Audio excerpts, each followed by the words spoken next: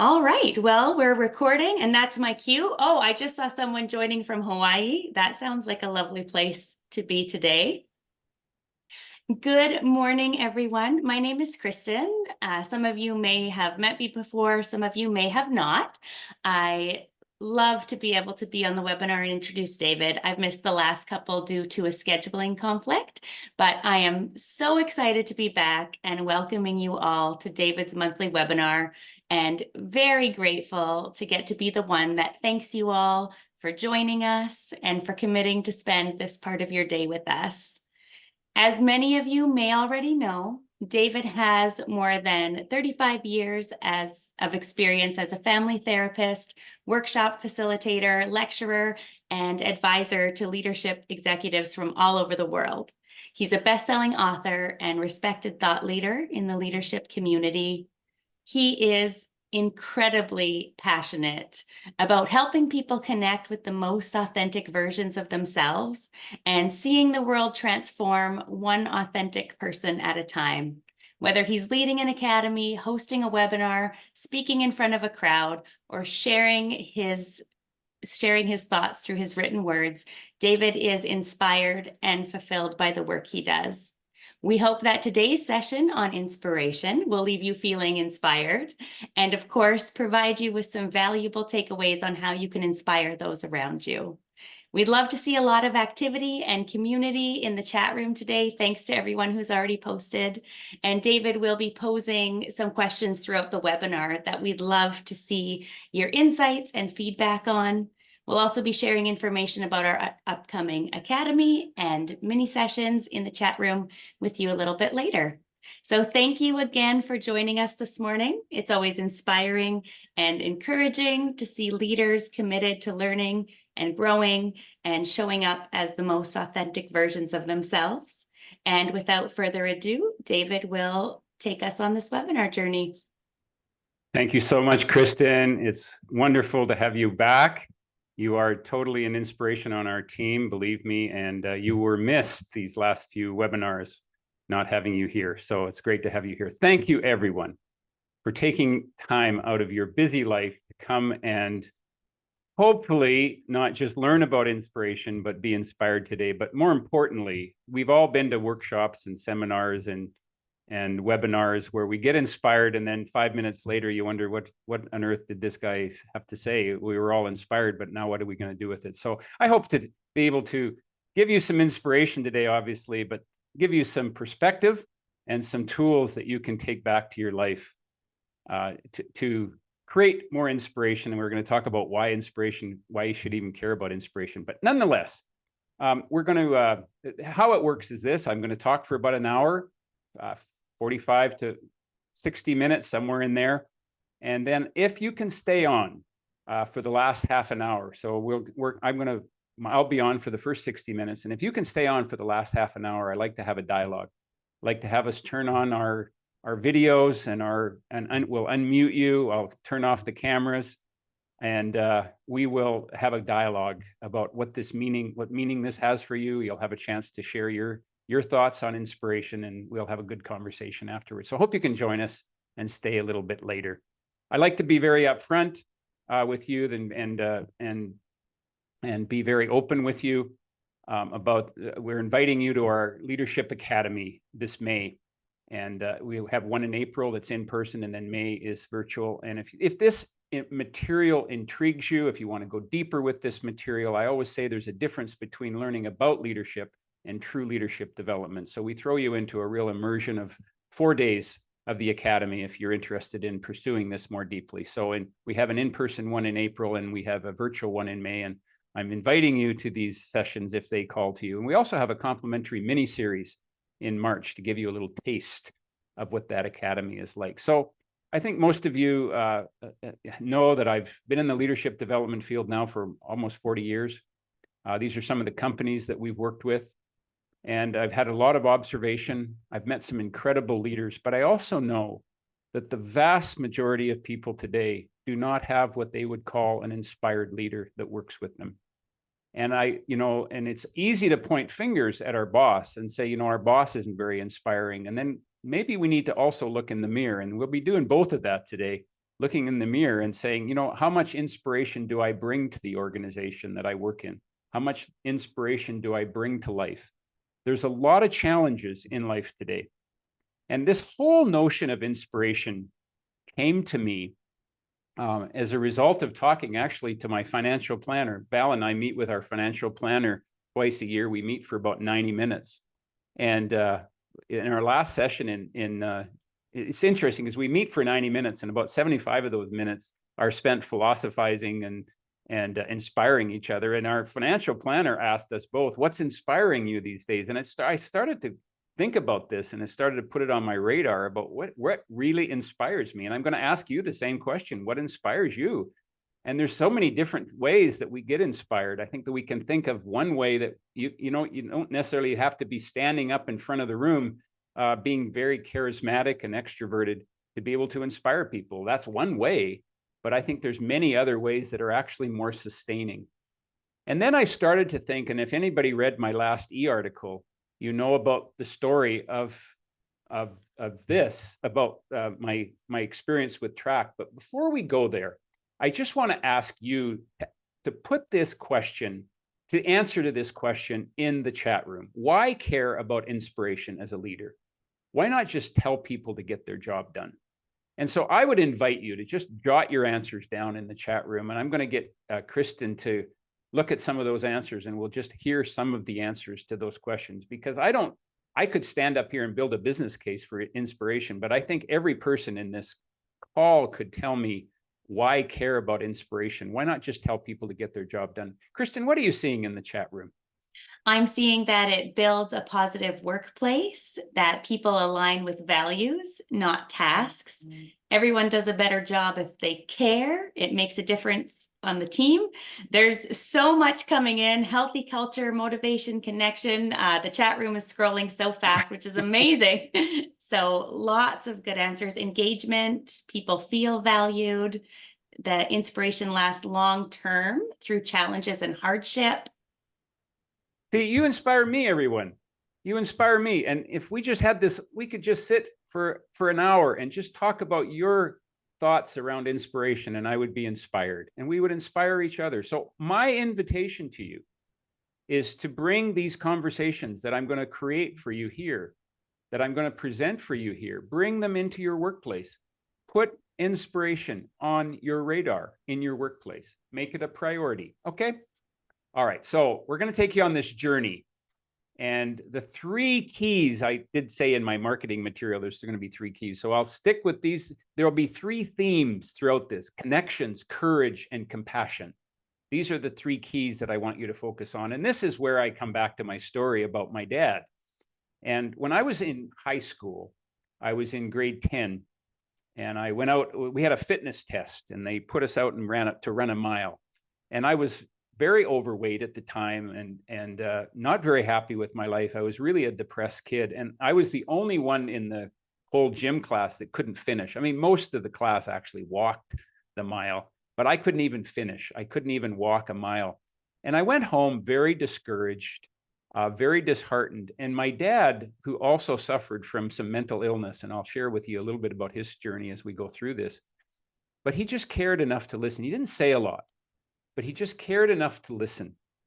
And he could tell there was something in me that needed to be awakened.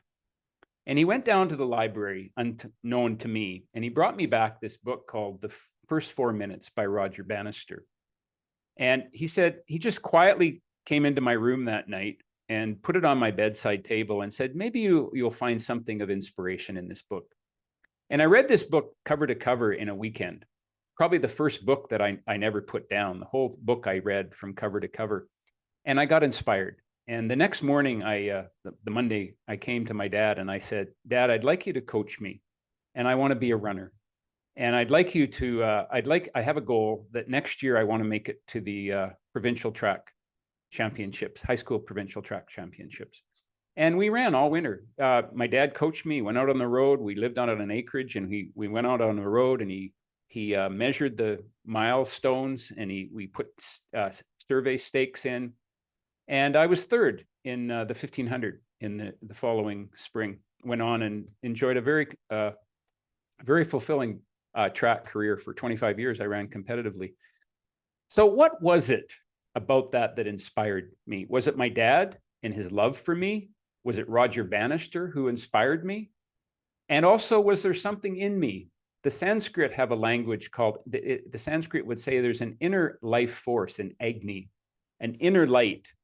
And when we define inspiration, it comes from the Latin to breathe into, to light a fire, to fan that flame within us. So I'm going to suggest there was a three-way process going on, and it may have even started with my gym teacher. Between my dad, my gym teacher, Roger Bannister, and those amazing words that I read over that weekend, and that inner light within me, because not every one of those kids got inspired like I did. And so there's a whole notion here. It's very complex, this notion, but I want to simplify it around breathing light and breathing life into the inner flame within us. Carl Jung said it this way: as far as we can discern, the sole purpose of human existence is to kindle a light in the darkness of mere being. This, the life is, as we say, so darn daily. It just goes on and on. How do we keep that light bright within us? How do we keep from just going through day-to-day slogging? And I want to say today that I really do look at a variety of ways that we inspire people. And I look at it through the seasons of well-being. And those of you who have sat through some of my programs understand this. There's a disruptive season, there's a depletion season, there's an emerging season, and there's a renewed season. And I think we may have a belief that I have to be renewed. I've got to be positive. I've got to be upbeat all the time in order to be inspiring. And I'm going to suggest that's only one season to inspire people from. I spend about 20 hours of my week volunteering my time with helping people recover from addiction. And I can tell you the darkness that they come from and living life, learning how to live life. It's easy to punish yourself. It's a lot easier. It's a lot harder to live life without addiction. And that coming out of that darkness and facing reality and putting their addiction down, they'll never be in the front page of the papers. But I'll tell you, it's inspirational to me to quietly watch their courage as they work through that disruptive period and the depletion period. There are people on this call that I'm sure is in the depletion period, and having the courage to walk through that is inspiring. I'm working right now with a woman who has spent the last several weeks on her mom's deathbed, and just the courage that she has to show up every day gives me inspiration, because it's that accountability, that character of being there, and that compassion to be there for another human being. There's many ways, folks, that we can inspire people if we just are open to seeing it. So what I'm going to do is I'm going to give you the conditions. There's no formula. You can't teach people how to be inspirational. It's not like a skill that you can teach, like problem solving or giving people feedback. But there are conditions that if you create conditions, you access inspiration within you. You breathe light into the flame within the people in your life, beginning with yourself. And I'm going to give you those 8, what I would perceive to be 8 conditions. Now, I don't want you to try to work on all of these. Maybe just listen to these 8 conditions and then maybe pick one that stands out for you to say, that's something that I can focus on. The first condition, folks, is curiosity. Curiosity. We're going to talk about attention, perseverance, self-awareness, connection, authenticity, a compelling why, and generosity. What inspires you? So here's a question to bring to your teams, to just ask yourself. Again, you could actually put this in the chat room, and then if there's highlights that come out of that, Kristen, we could even shine a light on it. Here's what I would hear as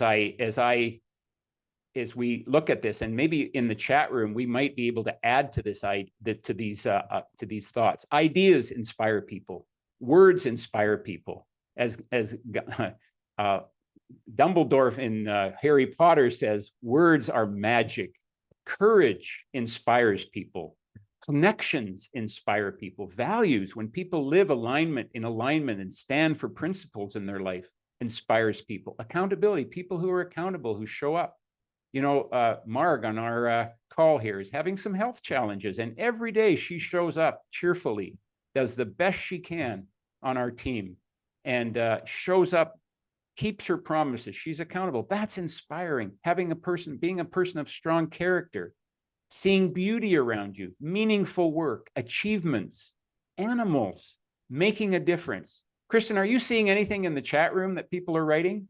Nature, the bigger cause of the organization, new learning, or considering a new perspective, tenacity.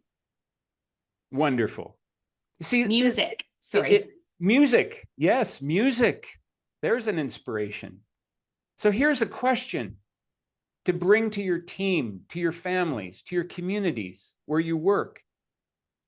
Brainstorm what inspires people and then ask them, how are we creating a place, a workplace where we can see these ideas lived, where we can see these lived, and put it on your radar.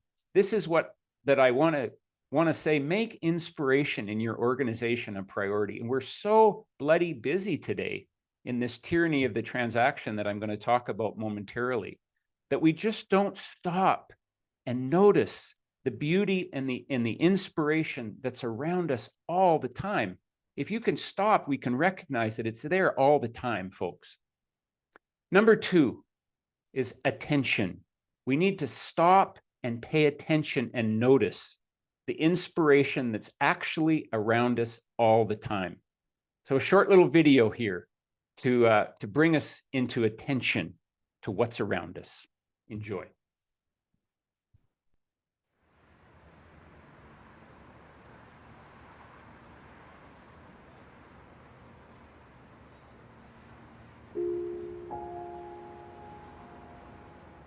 One night I was bored in my apartment and decided to take my telescope out to the sidewalk.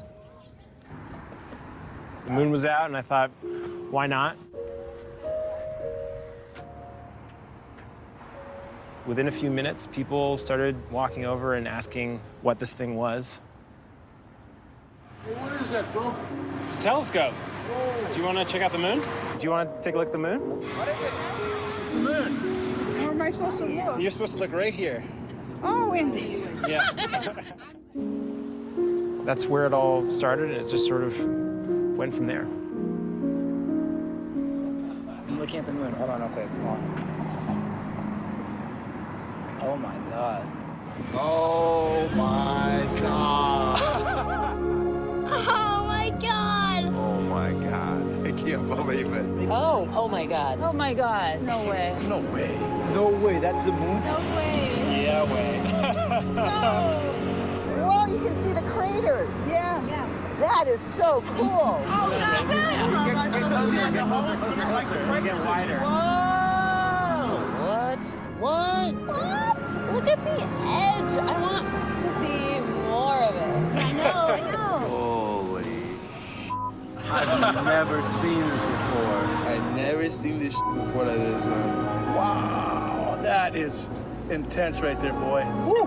Bro, that look like that's right down the street, man. Man, what you got here, man? That look like that's right down the street. Yeah. Isn't that amazing? It's right. Is that an actual image of the moon? Is it like a live image? It's that right there.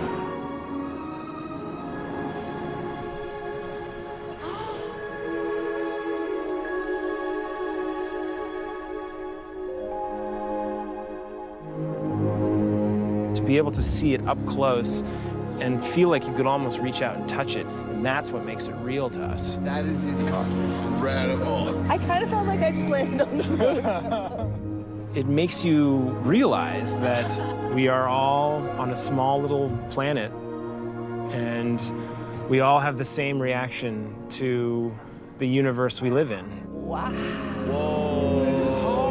Wow. Oh, wow. Wow. Yeah, wow.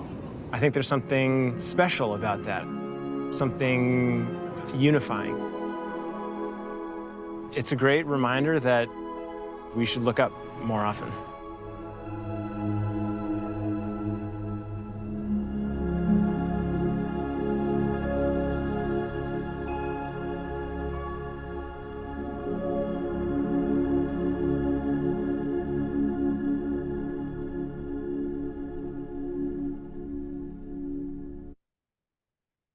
So, folks,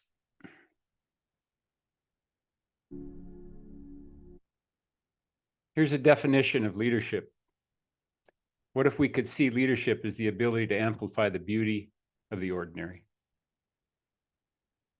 You see, the beauty is around us all the time. The beauty of people, the beauty of people's gifts, the beauty of people's presence, and we miss it because in our busy lives, we forget to pay attention to what's around us all the time. And I know, it's an interesting thing. None of us get this thing perfectly. I called Kristen this morning, needing a little bit of inspiration for this presentation, and we were brainstorming. And I in my anxiety, I shot down some of her ideas. I didn't see the beauty of her ideas, and I inadvertently discouraged what I was actually trying to build. So I just need to recognize that we're going to do this imperfectly. But the problem is that the challenge in life is that what we focus on is what grows. We focus on the problems in life, and those problems will grow. In a relationship, if you focus on what's going wrong, they'll grow. If you focus on what's going right, that will grow. Whatever you focus on will grow. You see, the late Murray Phillips, my good friend and very renowned Canadian artist, used to say that art isn't about producing art. It's about seeing the world more slowly. And what if we could see leadership as an art and slowing down? When you get promoted to being a leader, folks, you don't get promoted. You actually have a new career. You're put into a new career where you're able to see the world more slowly and see the gifts around us and build that capacity around us. This is what we learn from artists. My dad was an artist. He was a suppressed artist, and he never really, and it had a lot to do with his depression. He struggled with depression for a good part of his years because he never allowed himself to be an artist until he was in his 60s. And this was one of the early paintings that he painted called The Emerging Self. And he was actually emerging out of this self that was dying and emerging into a new life for himself. This is our living room. It's kind of interesting because this is my wife's gift. Val looks after this atrium. It's there's a wow factor when you walk into our home. There's no basement in this side of the house. You walk into this atrium, there's actually about a 30-foot rubber tree that goes up to the roof. And you know what happens is when you live around this all the time, it becomes ordinary. And I forget to see that there's magic in it. And I have to show this slide to recognize this is a pretty cool place. But when I'm around it all the time, I don't see the beauty. We had the experience this year of, as we do every year, of putting away Christmas decorations. And usually I opt out of those. I say, Val kind of looks after it, and it's her passion. She loves to decorate the house and put bells all over the house. And I stopped this year and I said, no, I'm going to slow down. I'm going to practice what I preach, because I was putting some thoughts together around this presentation. And I actually slowed down enough to put these decorations away with her. And it wasn't just a chore that we were throwing these decorations into a box. There was a deep and profound realization that one year, one of us won't be around for these decorations. And I started to feel into the memory of each of those stories, each of the decorations that we put on the tree, and the bells that were bought by our kids over the years. And it became an inspirational moment, not because we had to do anything, but just because I stopped long enough to attend to being present to life. This is what happens. We can have beauty around us all the time. And what are we doing? We're missing it. We're missing it by being distracted. And it isn't just our young generation that's distracted anymore. What are we missing in life? Until about 10 or 15 years ago, it was unavoidable that time and again throughout the day, it was just we were alone with our thoughts while in line at the pharmacy or waiting for an elevator or walking the dog or commuting to work or at the gym. And now we've banished it. We have no time to just be alone with our thoughts, to connect with ourselves, to connect with the world. Is it any wonder that we're a little void of inspiration in our lives? The next point that I want to talk to, so the first two are being curious and being attentive, slowing down, turning off our technology, and just paying attention to what's around us. The third condition for inspiration is perseverance. So I think all of you who have seen me present know that my dad was the Canadian gymnastics champion in the 1940s. And you know that, this is pretty inspirational. This is up on top of Mount Yamnuska. This is inspirational, but what you don't see are the years and years and years that went into practice to get ready for this, the non-inspirational moments, the perseverance, the day-to-day grind that my dad went through to be able to have this kind of fitness in his life. Now, my dad took me to listen to Stephen Covey in 1974, and that presentation will stand out for the rest of my life. And one of the things that Stephen Covey talked about in 1974, he talked about it all through his career, was private victory precedes a public victory. And I remember him saying, do something hard every morning. Do something hard that self-care isn't what's comfortable. Self-care is doing something that's hard that you feel stronger afterwards. Do something that's difficult every morning. Here's the challenge in our hybrid workplace. We roll out of bed in the morning, we crawl into our table behind our computer, and we get ourselves engaged in our computers all day. How can we possibly find inspiration in that? Do something that's challenging every morning. What are you doing to stay inspired? And what are you doing to stay strong? What are you doing every day that strengthens you? These two are intricately connected. The perseverance to do what's hard every day. This is inspiring. What are you doing? Whether it's getting up and exercising in the morning, going for a walk, meditating, praying, whatever it is for you, to have a practice in the morning that you adhere to. Maybe it's getting on a yoga mat that you adhere to, whether you feel like it or not. And you just get up and do something that's hard every day, just a little bit harder every day. You don't have to be strong in terms of comparison to anybody else, but do something that's strengthening for you. I don't think our mental health is in place today when we make it too easy for ourselves. Inspiration isn't something that we lie around and get. It's something that we engage in. It comes from action. It comes from discipline. It comes from perseverance. Character is inspiring. People of strong character, people who stick with principles, who stand for something, that's inspiring, who are willing to pay a price, to stand up. Number 4 is self-awareness. Stop and be aware of your energy. So just like on a bank account, there's deposits and withdrawals, and just like in a relationship, there's deposits and withdrawals, and we talk about this in my programs. There's also an energy account. And so just in the last week, just notice the activities that you did in the last week. What activities gave you energy and what took your energy? And when you're tired, ask yourself, is this a good tired or a bad tired? We all get tired. But is it a good tired? Are you living in alignment with your values? Are you engaged in an authentic connection? What gives you energy and what takes your energy? Many of us never stop and actually ask ourselves that. It means we need to tune into our bodies.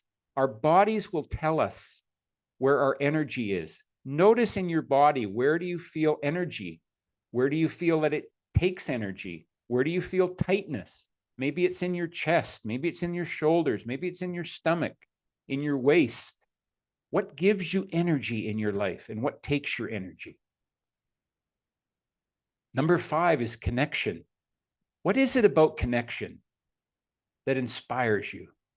Think back in your life when you're feeling connected to life. Some of the things that people talked about was nature. When you're connected to nature, when you're connected to yourself, when you're connected to people, when you take time for connections. What is it about that that's inspiring? To make room for people to connect. I talk in my workshops about the difference between a boss and a leader. Folks, bosses get the job done, but leaders inspire, and you have to make room for that. Being a father versus being dad, what's the difference? Being a mother versus being a mom. By the way, you can't call yourself mom and you can't call yourself dad. That has to be bestowed upon you. Every person in this room had a father, but not everybody had dad. What's the difference? If you can begin to tell the difference between a father and dad, you'll begin to understand the power of inspiration. It's a connection, it's time, it's investment. So in my work, everybody's been through my programs knows that I present this all the time. There's a transactional aspect in our work, and there's a transformational aspect in our work. And there's tasks and emails and administration and job descriptions and plans. And if you're not careful, we can get consumed by the tyranny of the transactions. How many of us want on our headstones to be written? Well, they got all their emails returned. And if we're not careful, life can be one series of transactions after another. Transformation is about connections. It's about finding our gifts and our passions, living our values. It's about life descriptions, not job description. It's about dreams. Martin Luther King in 1963 did not stand up and say, I have a strategic plan. No, I have a dream. What is your dream in life? And if you don't know what your dream is, then it means that you've been caught. Nothing wrong with that. It just means you're caught in the tyranny of the transaction. There is not much inspiration in the transaction. Now, some people just get inspired by transaction. And if that's the case, make them good administrative assistants. And if they just want to do the transaction, but make sure that you include some of that transformation in there. An email can become a transformation if you pause and just write on the bottom of the email how much you appreciate the person that you're sending that email to. If you stop when you pay for your groceries, to stop and attend to the person behind the desk. Attend to that clerk who has a name tag. They have a name tag because they have a name, and if they have a name, they have a story. And attend to them. See if you can make their day better so that your life isn't just one series of transactions after another. This is what inspires us, is when we stop and recognize the human experience, when we stop and look up and look at the moon and connect. When we look into people's eyes, next time you're cooking supper with someone, it can be a series of transactions. But if you stop and pay attention to a loved one that you're cooking supper with and just look into their eyes and appreciate them and express that appreciation, just make sure there's a balance in your life between the transaction and the transformation. That's where inspiration is born. Those of you who've worked with me know that I draw this is my wall of influence. These are the 25 most influential people in my life who have helped shape me and make me who I am. And these are the people that have brought inspiration into my life. Every one of them have been inspiring to me, some through their direct contact and their love, some through their ideas, some through their presence, some through their courage. Every one of them has a reason. And so I'm going to offer to you a challenge. Number one, identify some people that would be on your wall and ask yourself, what is it about them that makes them inspiring for you? Why were they inspiring? Was it their love? Was it their ideas? Was it their courage? Was it the clarity? Was it their character? What was it about them that inspired you? And this is a leadership development exercise for you to identify what inspired you, because if you can identify what inspired you by the people that influenced you, then you know those same gifts are within you. That you have those same capacities to be inspiring for others. And then come to work every day to ask yourself this question: whose wall will you one day be on? What if you could come to work inspired by the vision of making it worthy to be on somebody's wall, not because the wall's important, but because the impact is important. To come to work with a commitment to say, I'm going to work that hard to be inspired, just not even to be inspiring, but just to make a difference in people's lives. Don't try to be inspiring. You'll be inspired. You'll be inspiring by just caring about people. This was inspiring to me. This is my daughter's, her first marathon. And what she did was, for every mile that she ran on her marathon, she wrote a person who inspired her in her life to be prepared for that journey.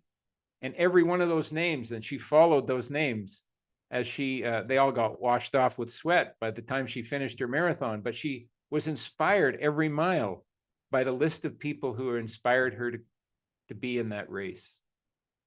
My sixth point is authenticity. Authenticity inspires people. The great dancer and choreographer said this, that there's a vitality, a life force, a quickening that's translated through you to action. And because there's only one of you in all time, this expression is unique. And if you block it, it will never exist through any other medium and it will be lost. It's not your business to determine how good it is or how valuable it is or how it compares to other expressions. It's simply your business to keep it yours, clearly and directly, to keep the channel open. Folks, we are born authentic. If you look into the eyes of a baby, you will be inspired. You cannot help but be inspired by a baby who is close to the source of our Creator and how we came into this world.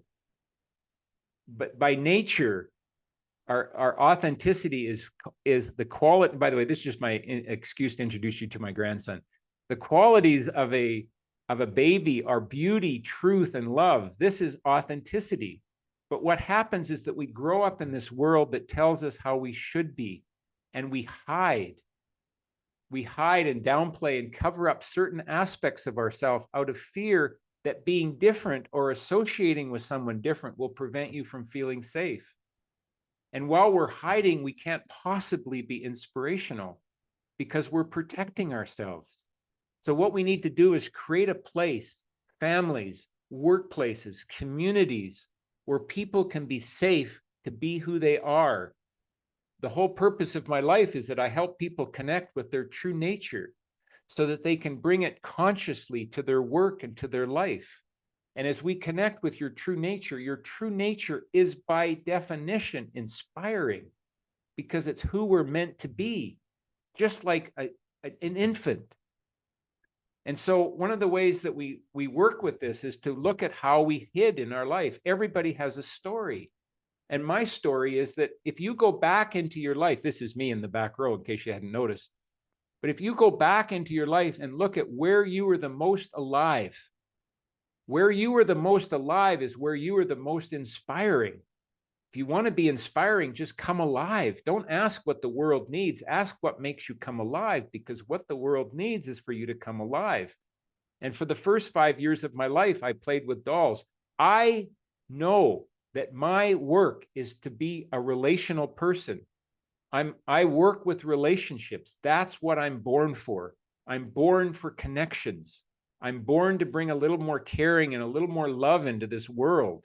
That's my little piece of my contribution in this world. I teach at the university in the graduate school of social work. But I respect academia, but I'm not an academic. I'm not an academic. I teach them how to love. I teach them how to open their heart, these social work students. I teach the people that when you go into being a psychotherapist, that it's really about opening your heart and being present. That's where my work is.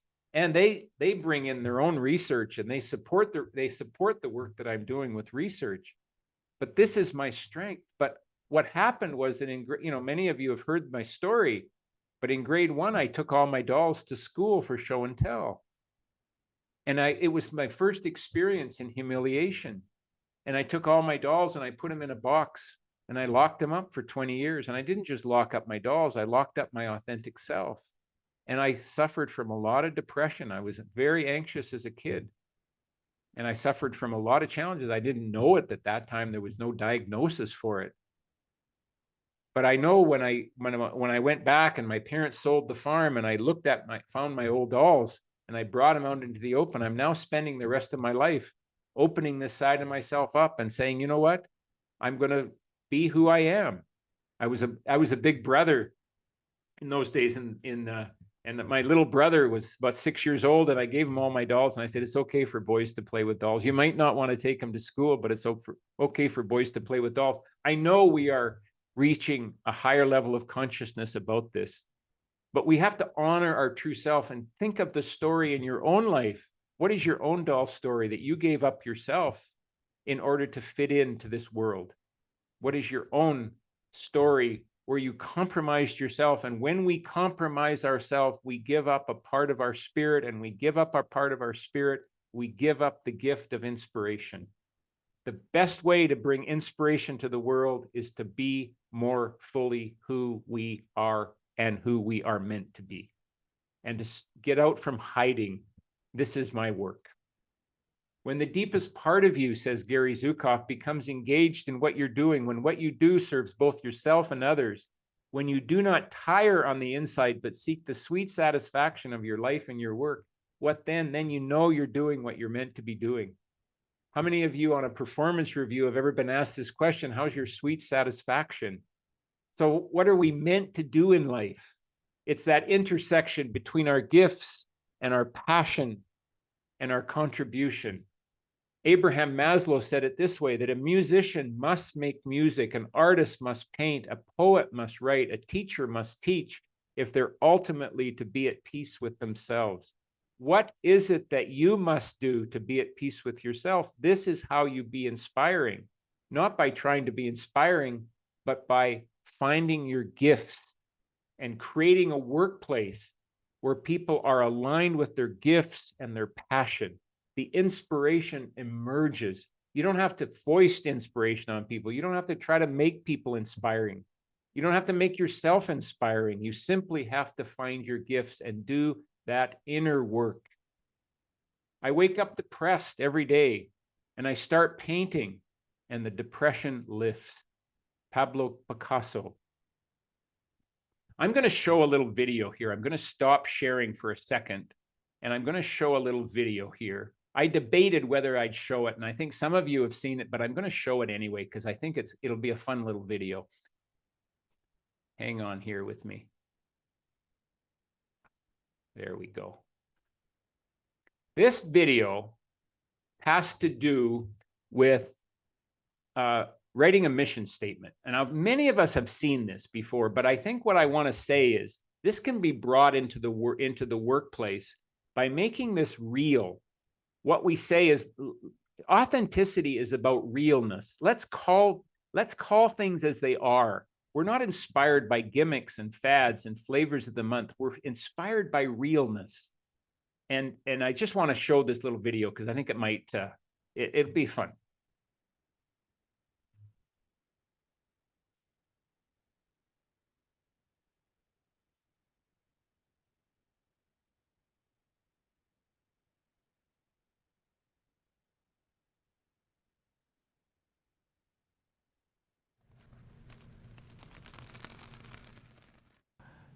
I want to show you why most mission statements are so terrible. So let's say that you own a chain of pizza parlors, and maybe you have a mission statement that you've drafted, and it says something like, our mission is to serve the tastiest damn pizza in Wake County. Now that's pretty good, if you ask me. If I was one of your employees, I could get excited about that. But here's where things go off the rails. So you invite all your colleagues to come join you and to help you wordsmith this thing, and you all sit around a table, and right in front of your eyes, a transformation happens. All of these people who you like and respect suddenly become 10th grade English teachers and begin to nitpick every word of this thing. Hey, I really like the word present better than serve. It has a nice resonance. We obviously can't say damn. And why limit ourselves to Wake County? And guys, I know our pizza is good, but what about the calzones and the salads? Why don't we just say highest quality Italian food? Our Greek salad isn't Italian. We haven't even talked about the atmosphere yet, the big comfy booths and the kids' birthday parties and all that. Yeah, great point. You know what we're really doing here?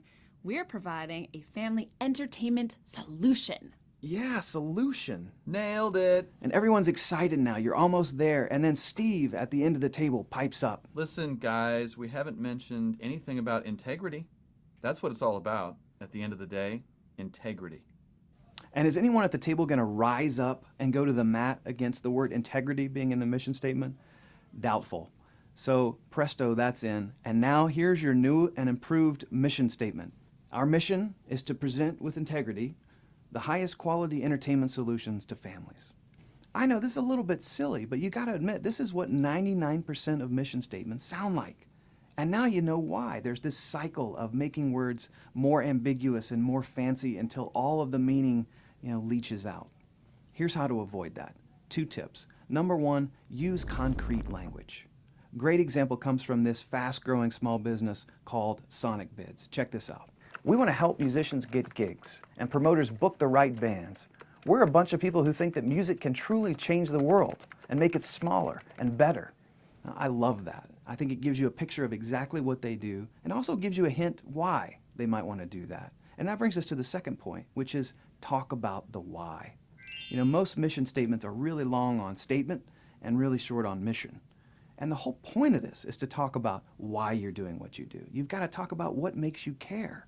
So let me give you a famous example from Johnson & Johnson. This is the first line in their credo. Our first responsibility is to the doctors, nurses, and patients, mothers and fathers, and all others who use our products and services. Well, all right. That's something that you could get out of bed to go do. Now contrast that with the guiding principles of ExxonMobil.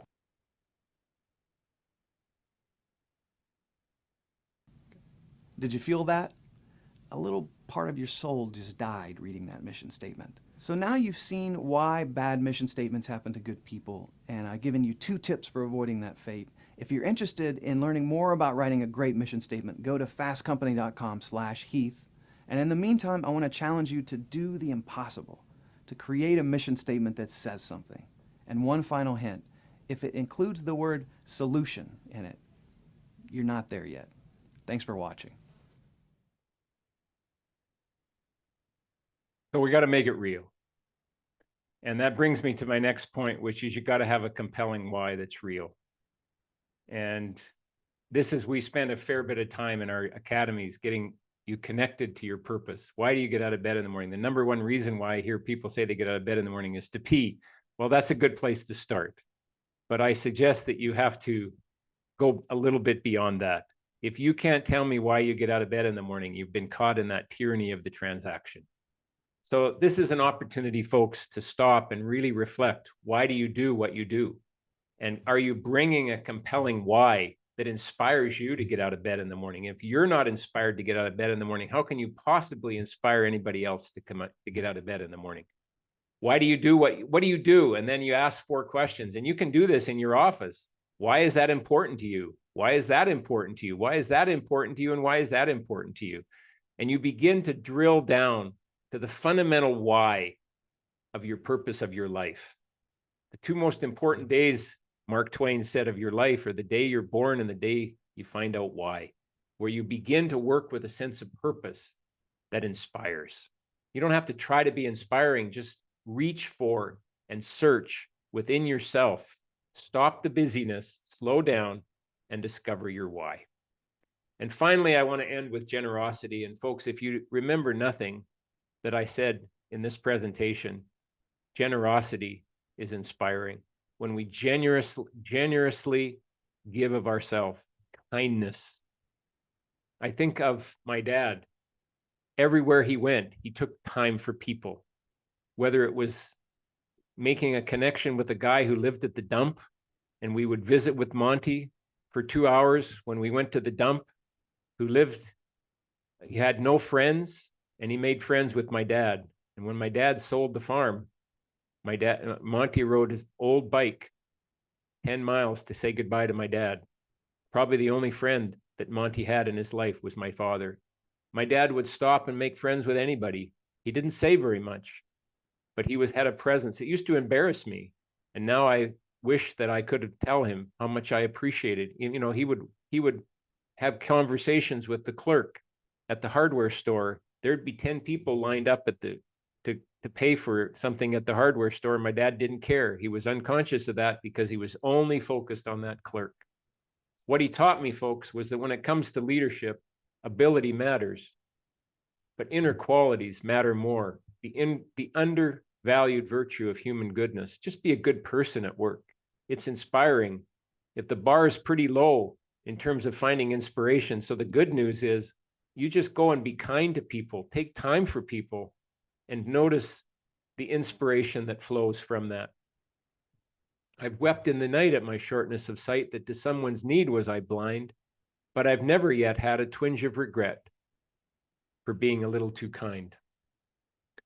Folks, when my kids were little, I struggled with a lot of depression and a lot of down days. And one day my young daughter went out and bought me this book, the Blue Day book, A Lesson in Cheering Yourself Up. And it was interesting, when I was looking on the bookshelf for ideas for this presentation today, I found that book earlier last week.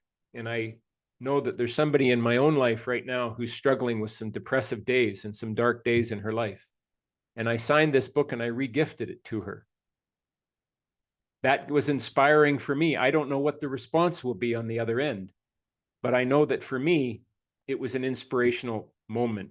So who inspires who when you act generously and you act kindly? I wonder today if our goals for bigger are actually making us happier. Maybe what we need to do is examine what our goals are, what our intentions are, what really matters in our life. When it comes to the end of our life, what really is going to matter? The difference between eulogy virtues and resume virtues. You know, if you really want to know how you define success in your life, ask yourself, what will people say about you at your funeral? Not in your eulogy necessarily, but in the hallways afterwards. I'll leave you one last video. Many of you have seen this, but it shows the inspiration that comes from kindness. So just enjoy this in the last 5 minutes.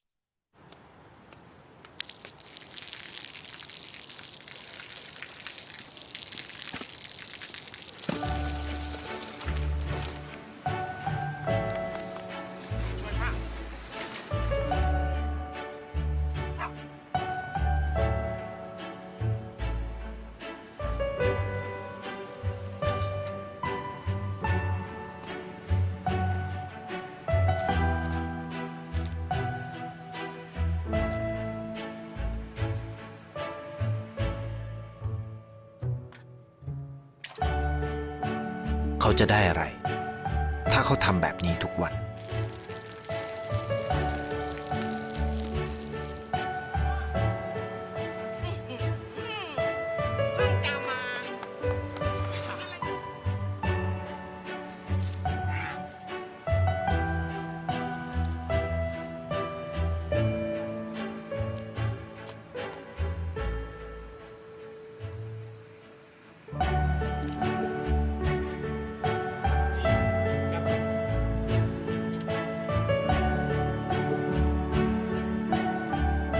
เขาจะไม่ได้อะไรเลย ไม่ได้รวยขึ้น ไม่ได้ออกทีวี ไม่มีใครรู้จัก ไม่ได้มีชื่อเสียงที่มากขึ้น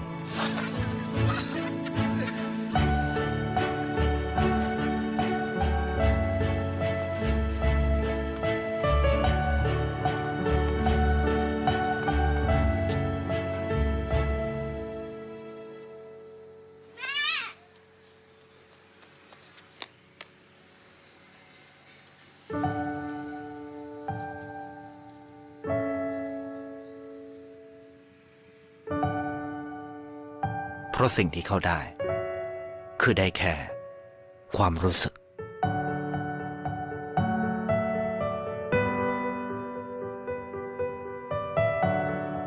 ได้เห็นความสุข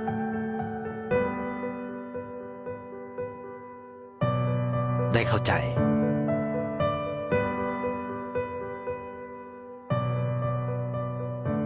ได้ความรักได้ในสิ่งที่เงินซื้อไม่ได้ ได้โลกที่สวยงามกว่าเดิม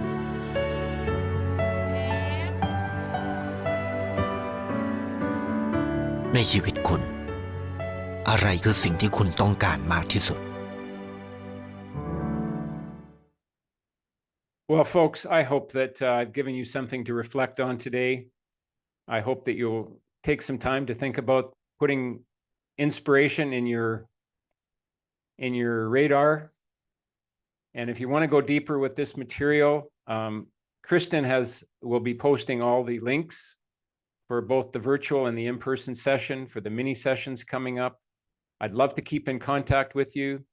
The curriculum is that we spend the first half of this on leadership presence and the second half on leadership practices. And the incredible thing is the people that we get there. We talk about values and purpose and worth and defining moments, your shadow side. And then the second half, we talk about leadership practices, creating psychological safety, trust, accountability, and the hero's journey through embracing change. So I hope you'll consider joining us in this. And on that note, I'm going to stop sharing